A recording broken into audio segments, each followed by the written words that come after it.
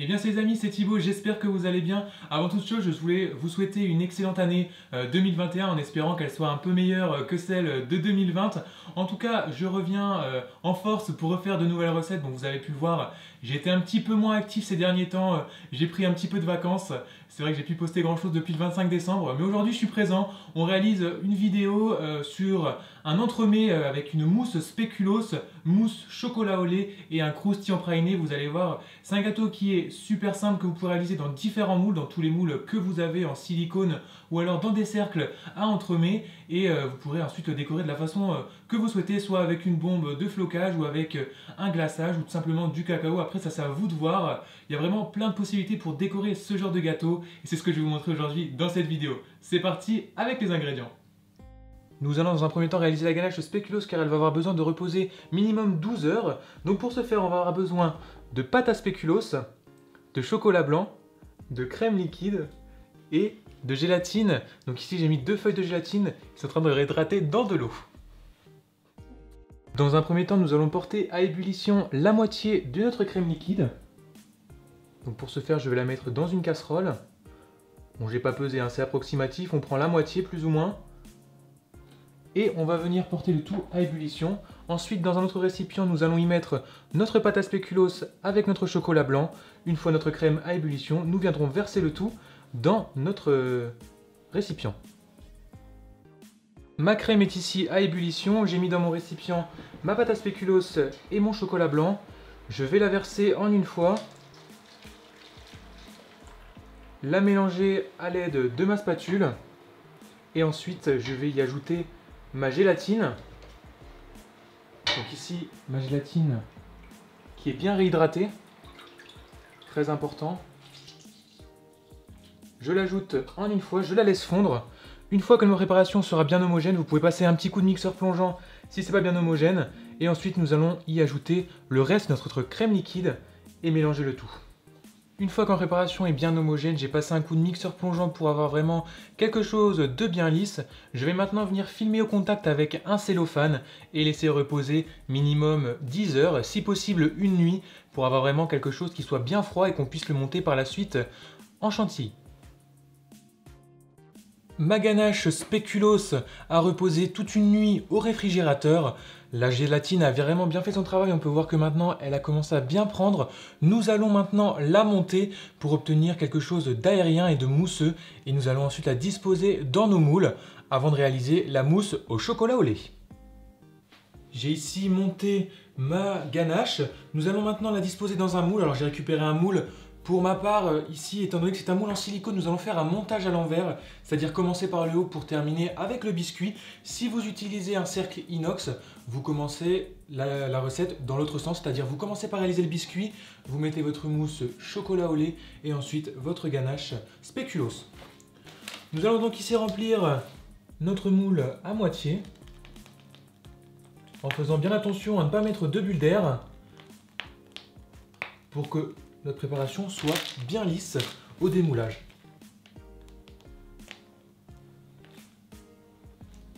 Je place maintenant cette préparation au réfrigérateur, le temps de réaliser notre mousse au chocolat au lait. Nous allons maintenant passer à la réalisation de notre mousse chocolat au lait. Pour ce faire, rien de plus simple, il vous faudra tout simplement du chocolat au lait et le double de poids en crème liquide. Vous retrouverez bien évidemment toutes les proportions en bas dans la description. Nous allons dans un premier temps monter notre crème liquide mousseuse et faire fondre nos pistoles de chocolat entre 45 et 50 degrés. Mon chocolat est fondu à 45 degrés, ma crème liquide est montée mousseuse. Nous allons maintenant réaliser notre mousse. Pour ce faire, on va la verser en 2-3 fois. La première partie que nous allons mélanger énergiquement pour obtenir quelque chose de bien homogène.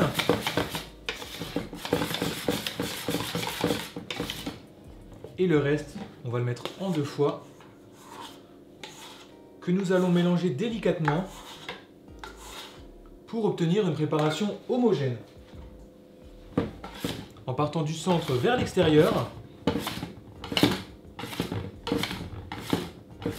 Et voilà, nous obtenons notre mousse chocolat au lait. Nous allons maintenant la dresser directement dans nos moules. Pour ce faire, soit à l'aide d'une poche à douille ou alors pour ma part ici d'une louche, nous allons remplir jusqu'au ras-bord notre mousse.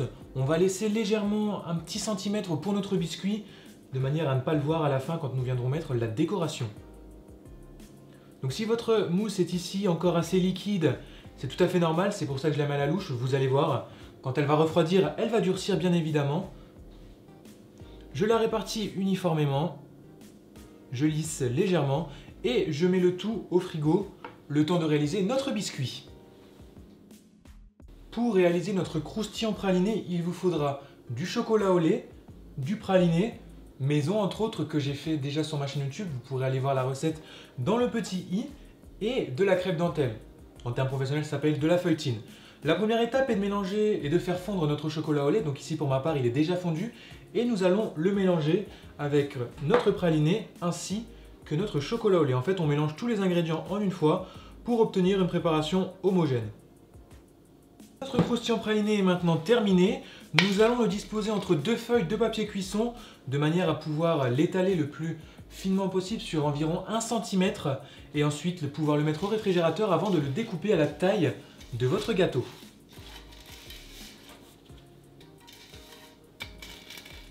Alors si je le dispose entre deux feuilles de papier cuisson, c'est que vous allez voir, pour l'étaler, ça va être beaucoup plus simple à travailler.